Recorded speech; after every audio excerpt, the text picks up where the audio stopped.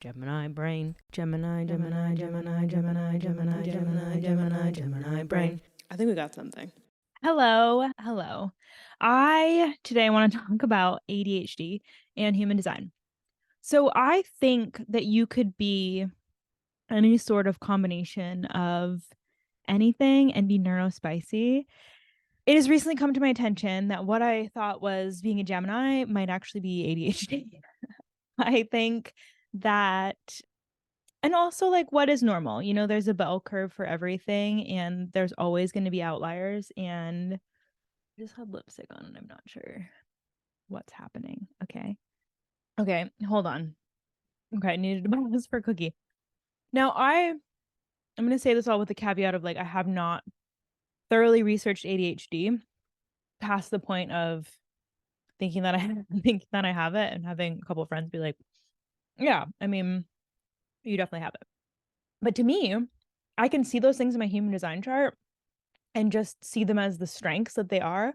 I think after listening to Paris Hilton's novel, which like I have an episode on that, it's only audio, so it's not on YouTube, but where she talks a lot about having ADHD and how it's her superpower, how there's an element of creativity to it, how like she's able to think in different ways than other people. So I just wanted to go through a chart, and I will use mine as an example to show you where I think ADHD can show up and like how it might show up, or just like non-neurotypical, I guess.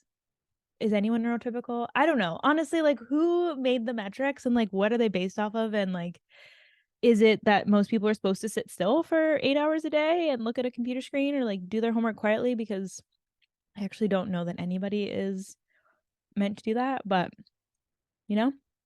what do I know? Just a human design reader.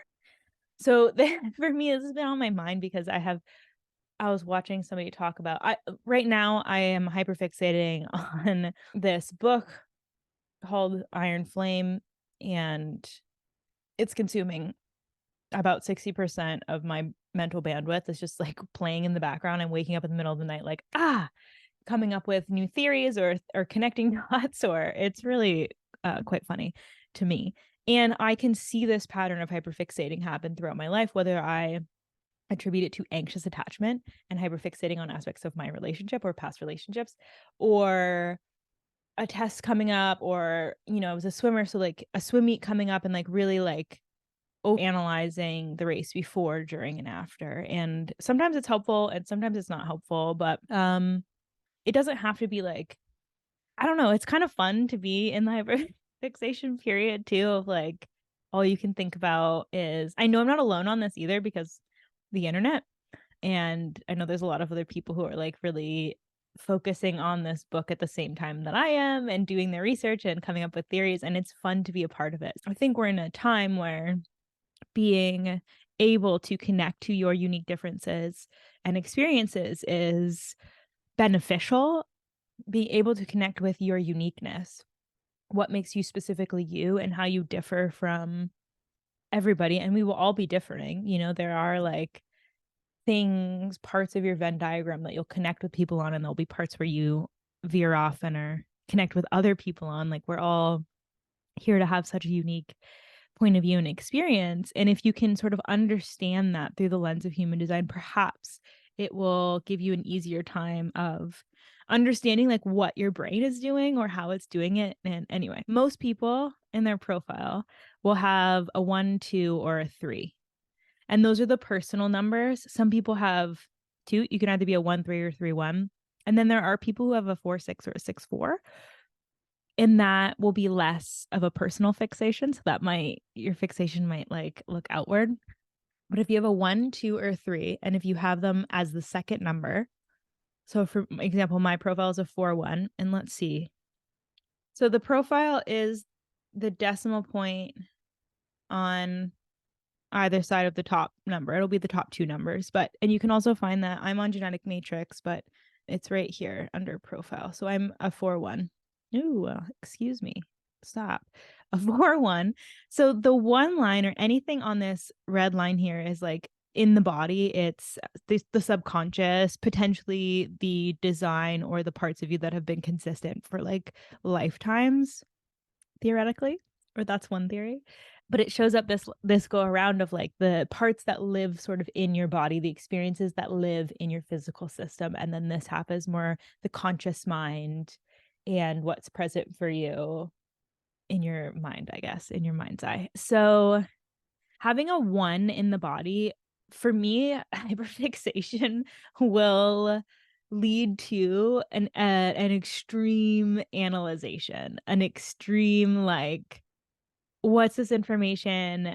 What do I need to know in order to feel safe? Like, for this book, for example, I've been listening to people's theories on TikTok, like, looking them up and engaging in them. The 4 line then wants to interact with people, but the 1, like, wants to investigate to the bottom of this. So this could also look for me like I'm going on a trip and I want to know the best coffee shops in the area, or like what should I be doing, or what have other people experienced. For me, the 4 plays into that 1 where like I want to know what my friends and family have, or like my connections, like, have you ever been here, and what did you like, and where do you think I should go? And that is fun for me. But if you have a different combination with your 1 line, the way that you investigate can look differently. And you might not be as interested in people's experiences, or you might even be more interested in reading strangers' accounting. Like if you're a 5-1, for example, because 4 lines tend to have more impact and pull within their community, and 5 lines can kind of be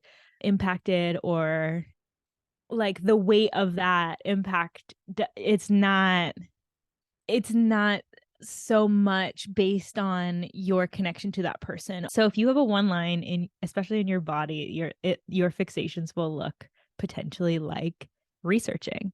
I need to know all about this. I want to dive in the rabbit hole. I buy all the books. I'm like binging the content. For me, like this book, for example, this happened with the first book too, where I reread it immediately, and that's not a that's not a thing that I do. I do not reread books. Even the ones that I love, like Harry Potter when I was a kid, like I didn't ever it didn't even occur to me to reread them. I'm like, I've already experienced it. Like, let's move on. I could also, you know, attribute that to having my leading gate be gate 35, which is all about experiences and like looking for new experiences and ways to move through the world. Anyway, I digress. If you have a 2 line, fixation can look like going into your hole. Like when you fixate, you might push people away and you might want to be alone, and you might delve into that arena by yourself, or might need time alone in order to delve into that arena. If you have a 3 line, it might look like obsessing over an experience. It might look like whether or not like I need to have this experience. Like I want a tattoo. I'm going to get the tattoo. I got to get the tattoo.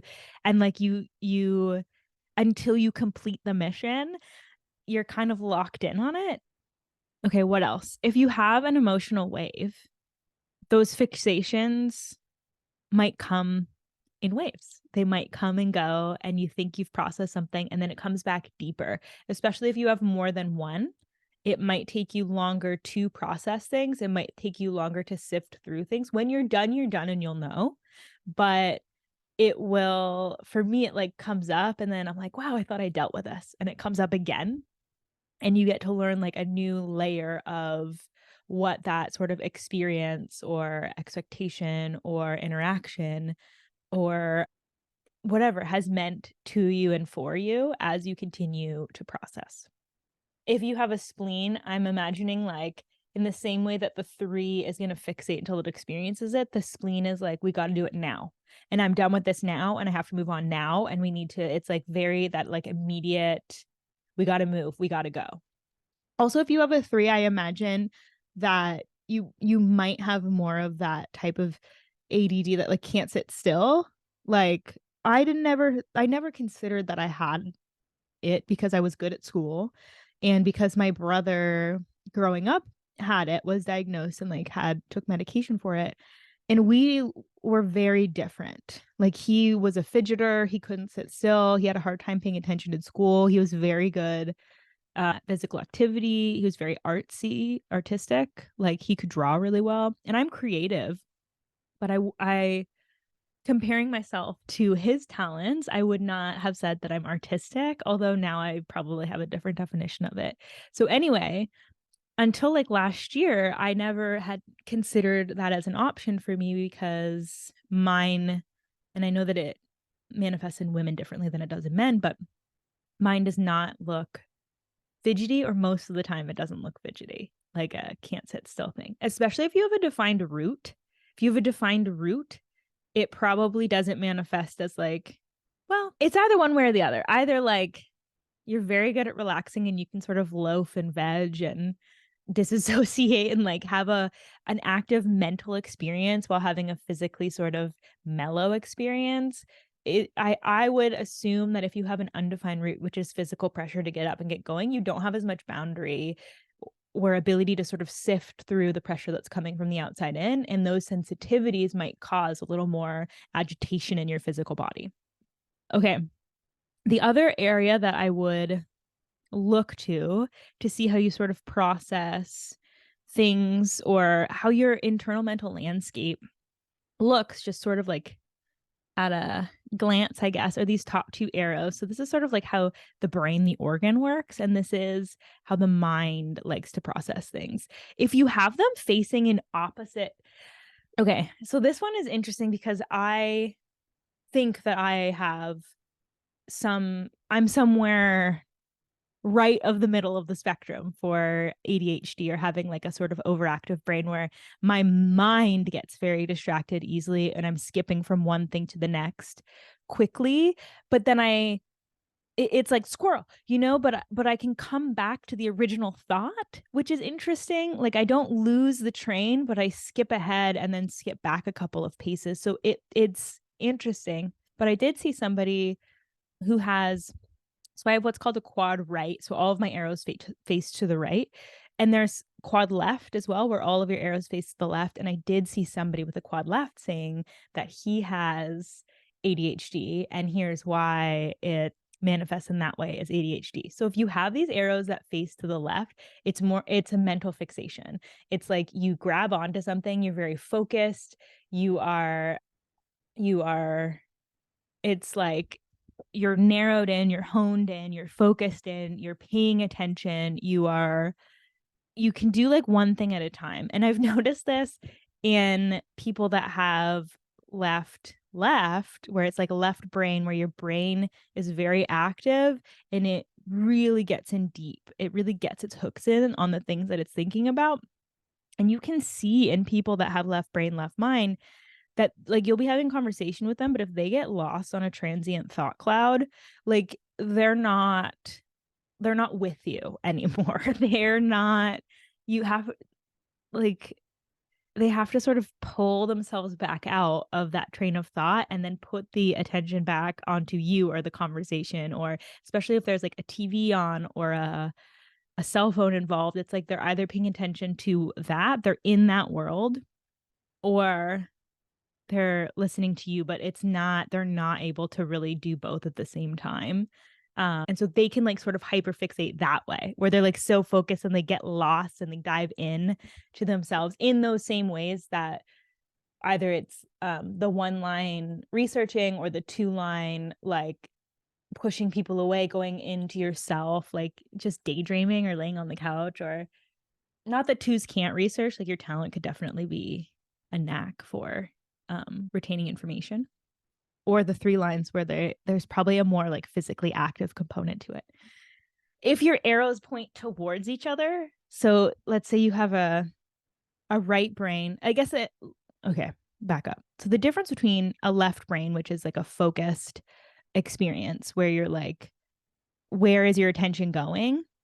The right brain is a more peripheral experience where you're taking in a lot of different variables at the same time, where there can be a TV on and I can be looking at my phone, but I'm like listening. You can say something to me and I might not be like fully engaged, but if you ask me to repeat it, I can repeat it. Like I've somehow caught it, people with right brain, especially right brain, right mind, they're like, they know where you put your keys. They know where everything is. It's like that mom, help me find this thing. Like right brain, right mind can remember where they saw it last, although they might not have as good of a connection to like exactly when it was, but they're like, oh, I was wearing that I was wearing this outfit and the sun was coming through the window just so, and then you asked me this question and I felt this way about it. Like you are benchmarking all of these variables at the same time.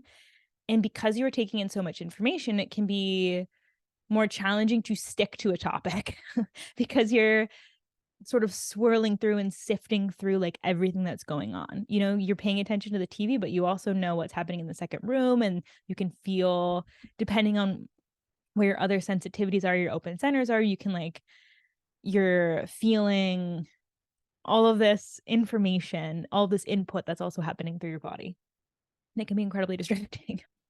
So it's really focus versus peripheral or receptive, a depth versus a breadth of the information that you're taking in. If you're left, it's more of a depth of information, like you're really diving in deep to that one thing. And if you're right, it's a breadth of information. Like I really want to understand the nuance of the entire playing field and not just this position. Sports reference, apparently. Okay. And then this other side, how your mind works. So if that's also a left, it's really focused and you're able to like pick out detail. It might not be the detail you should be focusing on, especially if you're in class. If you're right, it's like a wandering mind, and it's like just kind of letting it flow and letting it go where it needs to go, especially if you're in a comfortable environment and if you're relaxed. Having the more right you have, the more important it is for you to feel relaxed and comfortable, and the easier it will be to sort of hone in on the task if you can get into a place that feels comfortable in your body, free of distractions. And I understand that that might be a long runway, especially if like your room is messy or you don't really want to be doing the thing that you're doing. So, which I would attribute to this undefined, I don't know what those are. This undefined sacral center here is like, what do I want to be doing and when do I want to be doing it and when will I get satisfaction out of it? It's kind of transient if you have it undefined. You can get satisfaction, you can experience satisfaction from completing the process, but like we're probably forcing ourselves to do things a lot more than we're not, you know? Okay. So I digress. You can tell this is how it be like I do. Like I sort of get distracted and like pulled into the tide of a thought, and then I have to rip curtain myself back to the beginning. So if you're all left, fixate, focus, all right, wander, like thoughts are clouds, and you're sort of like, oh, what about this one? And what about that one? And hey, that one looks like a dragon. It's more challenging to focus on things, and your focus might look different than somebody who's all left. And especially if you have an undefined sacral, making sure that you're taking breaks, making sure that you're giving yourself time to disengage from the thing that you're concentrating on so that you can reset and gauge like how much energy do I actually have for this task and move on from there. So what I think is I really appreciate having all right. I mean, sometimes it's difficult because we're taught to that focus and discipline and staying on task is like super important, but you know, where's the fun in that? Also, if you have an undefined head, crown, and ajna, this is like, what am I even supposed to be thinking about? So this is like a real dreamer head. You know what I'm saying? Like we're wandering, we're thinking about fairies. 60% of my brain, like I said, is still thinking about dragons. And there's really nothing I can do about it. Well, there's probably something I could do about it, but it's kind of fun. It's harder to stay on task, especially if these are undefined, because it's like you can get sort of like pulled onto a thought like worry train, or if you have something bouncing around through all of these undefined centers, through all of the not self themes of these undefined centers, that can be incredibly distracting and lead to like a lot of mental anxiety. So maybe there's some survival fear, or like someone coughed behind me on a plane and now I'm worried, oh God, am I going to get sick? And am I going to get sick? And what am I going to do if I have to get sick? And who do I have to? It's not helpful. Anyway.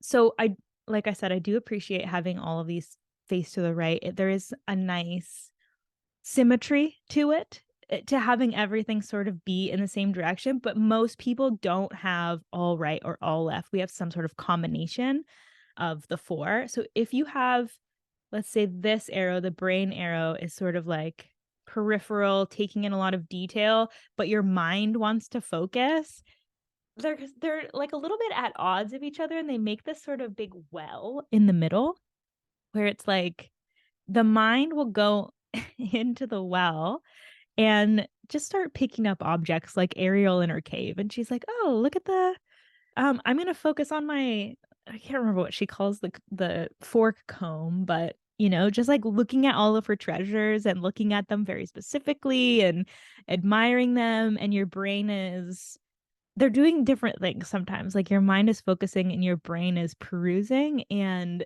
I listen, I imagine that's challenging, especially when you like are supposed to be honed in on a task.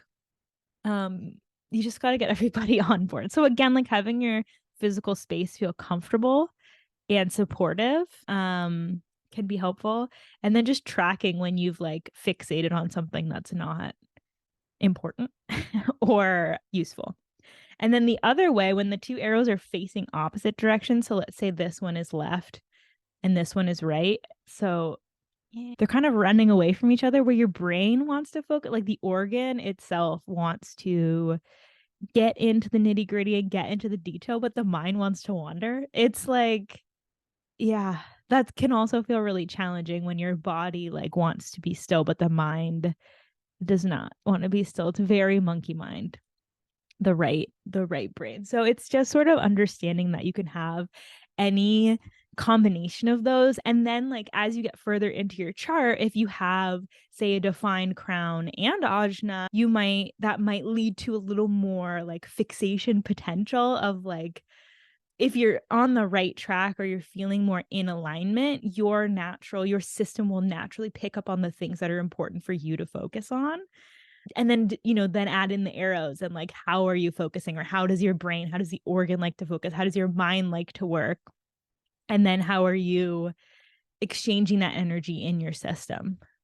Hope this makes sense. It's kind of a nuanced thing because it's like brain mind, but then also like brain mind, like what? I'm starting to get a little solar flare there. So those are the places that I would, if you feel like you are not neurotypical or you're a little neurospicy, or you want to understand better how your system works so that you can support it or just work with it. Or, I love the way my brain works, and sometimes it's not conducive to the way that I try to make my system work. So I would encourage you to explore your system. What is your profile? What line lives in the body? And then if you have the smaller number in front, that lives in your brain. So then your mind. So then your mind is doing those things where your mind like wants to fixate or wants to have the experience or wants to like be alone in a proverbial dark room, which just might look like disassociating, astral projecting from your body, versus like when it's in your body, the organs or the systems, it's more of a physical need than a mental need, depending on where the numbers are for you. If your profile, like say if you were a 1-4 instead of a 4-1, your mental need would be to have that information, where for me it's like a physical safety instead of a mental safety. And my mental safety comes from my relationships, how my relationships are doing. What is my community doing? What do they think? How are they? Okay, so yeah, looking to your profile, where are the lines? What are the lines? Does that resonate with you? And then what are your arrows looking like? What's your brain doing? What's your mind doing? And then on top of that, what's your head definition? Do you have if you have a defined crown, you also have a defined ajna, that there's nowhere else for it to go. Definition is when it's colored in, and you only get it defined if you have a full channel. So like I have a defined throat and a defined emotional center because I have 2 full channels that connect and nothing else is defined. These are all undefined. And then the difference between undefined is open is having no hanging gates. So my ajna has 1 hanging gate. My crown has no hanging gates. I have 2 open centers, the crown and the ego. Okay, I digress. So is your crown ajna defined, or just your ajna? So this is like organizing mental information. How do you organize information? Is it consistent? In the very least, do you have a consistent way of organizing information? Or if you don't, if it's undefined, do you have a consistent gait, a preference, a way that you're learning? And if you don't, that's okay too. But it's just like it, especially if you have right arrows, there's like all the possibilities are possible. You're probably like a very creative, like, are you an air sign? Do you kind of get lost up here sometimes? Like, how can you ground yourself back in to your body and to reality in order to be more effective in the ways that you are required currently to be effective? Yeah. And then, do you have an emotional wave or not? Do these things get processed over time? And in that case, give yourself a break when something comes up more than once. I mean, everybody, give yourself a break when like you're revisiting the same thing over and over. Do you have gate 44? Yeah, I think that's all that wants to come through right now. So, and these are things that I've been hypothesizing on after, excuse me, after learning about human design system and exploring the way that my brain works and learning like, oh, maybe I'm a little right of center, in terms of ADHD, in terms of being neurospicy. And I think a lot of people are finding that out and are learning that about themselves, especially in the era that we're in where information is so readily available that we don't have to be patient, that we don't have to sort of sit and noodle on things for a long time, or not everything, like when I was a kid and I had a question, I couldn't just go to Google immediately or ask Siri or get the answer at my fingertips. I mean, you kind of have to wade through your sources at this point. But when I was a kid, my parents would say like, okay, let's go pull out the thesaurus or the diction. No, oh my God, what are they called? Not thesaurus, encyclopedia. Jesus. See, I don't even know what it is anymore. They'd be like, let's go pull out the encyclopedia. And we had these like books, these alphabetized fucking books, and we'd have to look through it until we found the answer. And it was just such a process. And then you have to read like pages of information, and it might not even have the answer you want. Oh my Lord. Anyway, I found that so frustrating because I didn't want to spend time diving into it. I just wanted like the information immediately, which is why Google is so much fun, I think, to be able to, I suppose wondering is fun too, or like being able to be curious about things and coming up with your own conclusions and then waiting over time to see if those are correct. But God, so is having the information right away. Doesn't that feel good? And I think having that like increasingly shorter attention span because of how quickly things are moving and how quickly things are now available to us, it is either setting up more of us to operate in a way that is neurospicy or more ADHD than before, or maybe even creating conditions that I don't want to say it causes it, but like that it's able to present itself, that we're able to more easily recognize like, oh, hey, I think I have this. It's also like the connectivity and the access to information, right? Like with social media, we're now able to connect with strangers and hear their experiences on things and hear the information that they have collected through living and through researching, and it broadens our survey size and it broadens the amount and types of research that we can get. And how interesting, how cool is that? Anyway, I hope this helps, and let me know if this resonates. Do you feel, are you neurospicy? Like, how long have you known? If you like the way that my brain works, you probably are. I've heard like attracts like, so yeah, let me know. Let me know in the comments. Let me know if this was helpful. Let me know if you have any questions about your setup, or maybe even working with what you've got. Okay, now I have this information. What do I do next? Throwing out your rule book, I would say, is the first thing. And then really exploring like, when do I feel the best and how can I harness this creativity, this different way of looking at the world and seeing things and exploring problems, I guess, or issues, or the world, the exploring things mentally. And how can I set myself up, my day, my life up honestly, in a way that aligns with that or feels good or allows me to be, I don't want to say the most productive, but like productivity is a part of it, or allows me to sort of like make the make my day the most fun that it can be.